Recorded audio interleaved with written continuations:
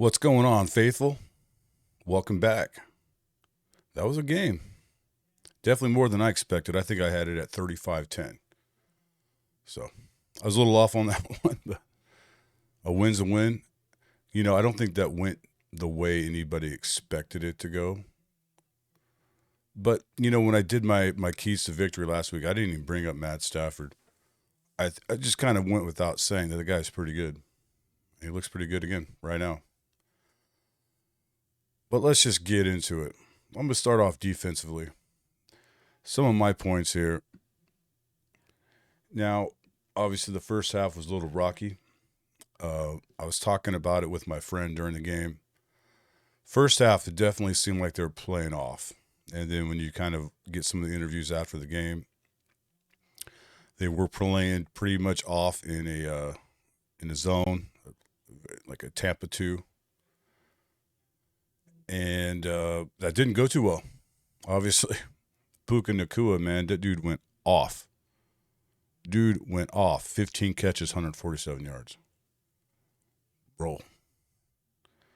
But the second half, we kind of locked down.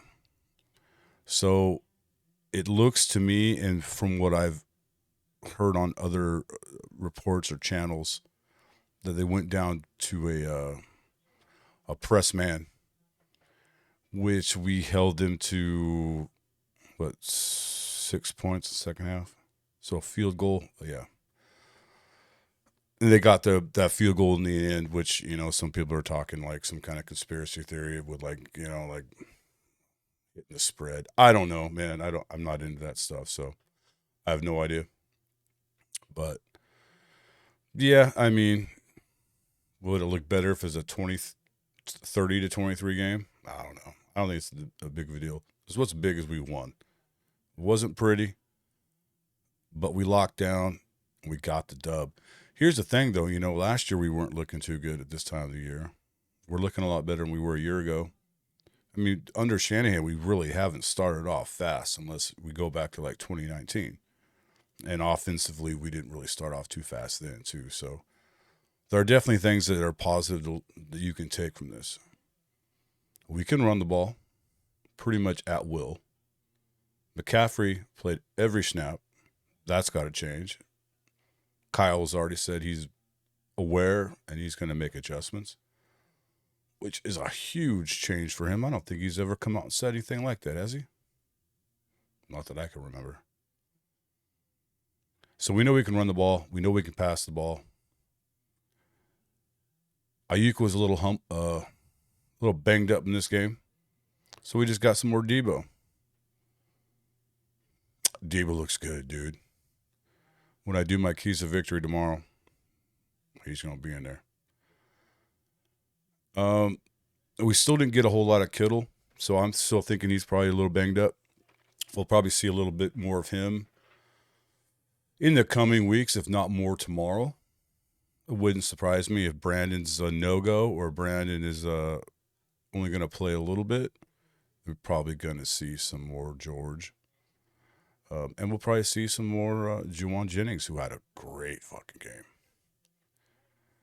So offensively, I feel pretty good about it. Our right side line, it seemed like we held up a bit better. I think we gave up one sack. I mean, it's one of those things. I know a lot of people talk about it,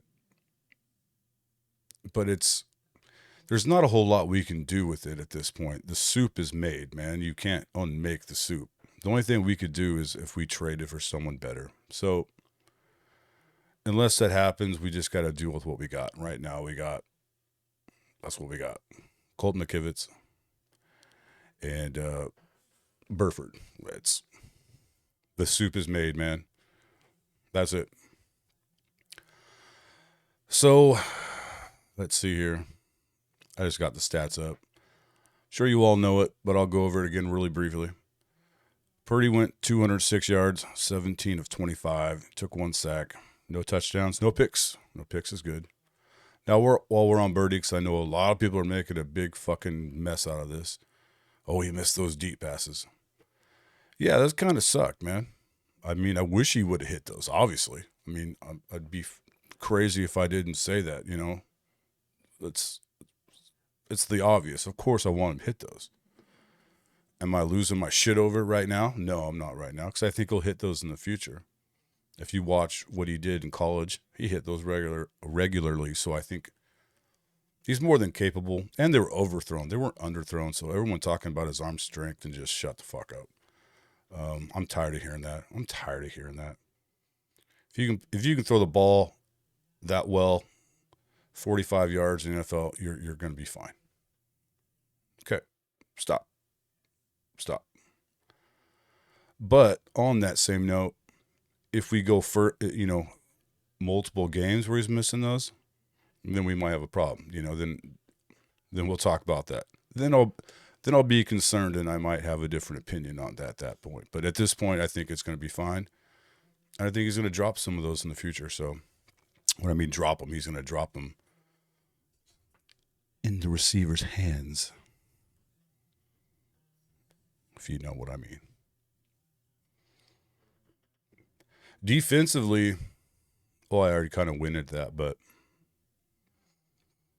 I thought the second half was good. I mean, Fred played well. Fred got the one sack.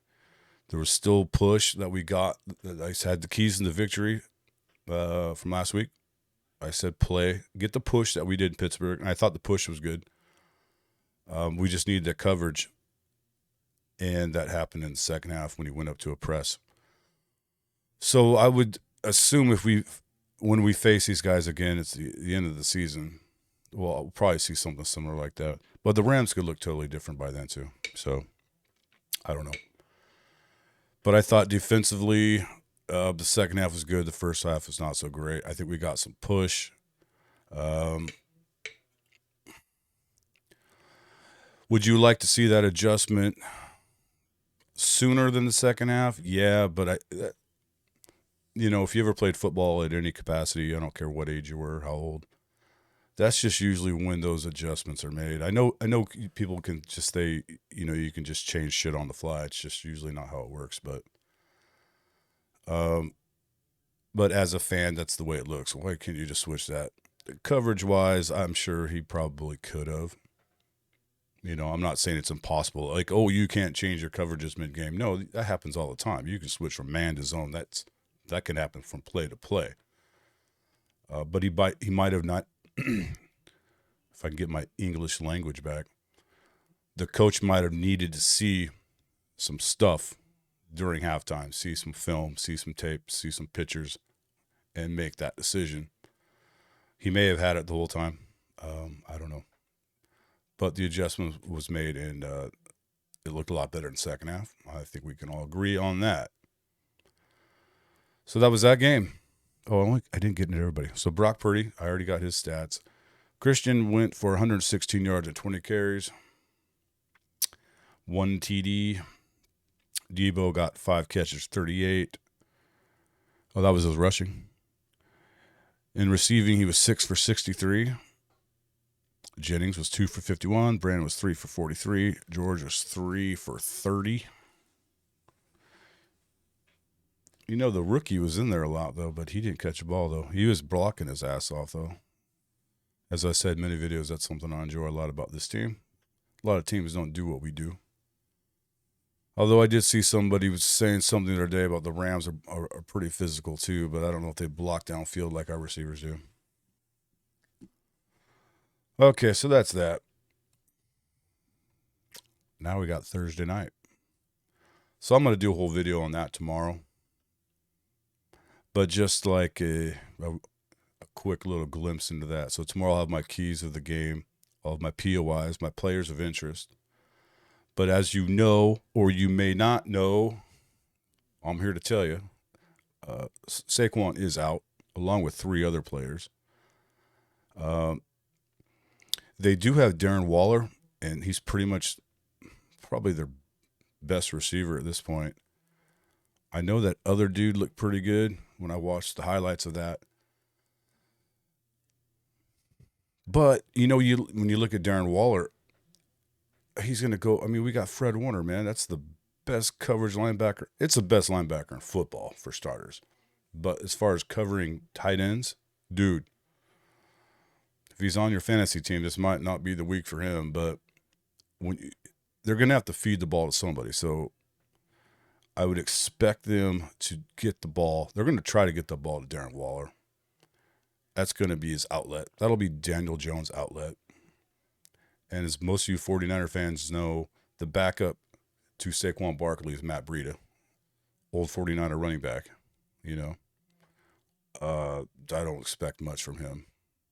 I don't think he expects to get much, but they might try to run the ball a little bit. Sure.